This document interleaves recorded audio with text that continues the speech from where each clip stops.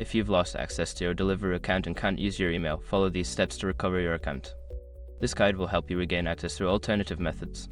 Step 1. Open the Deliveroo app or website. Visit the Deliveroo app on your mobile device or go to the Deliveroo website on your computer. Look for the login section to begin the recovery process.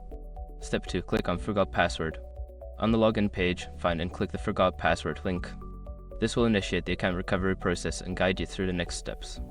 Step 3. Use your phone number. If you don't have access to your email, choose the option to recover your account using your registered phone number.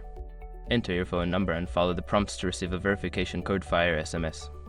Step 4. Enter the verification code. Check your messages for the verification code sent by Deliveroo.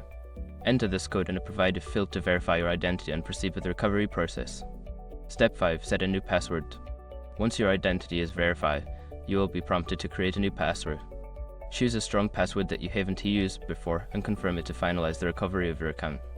If you encounter any issues during the recovery process, consider reaching out to Deliveroo's customer support for further assistance.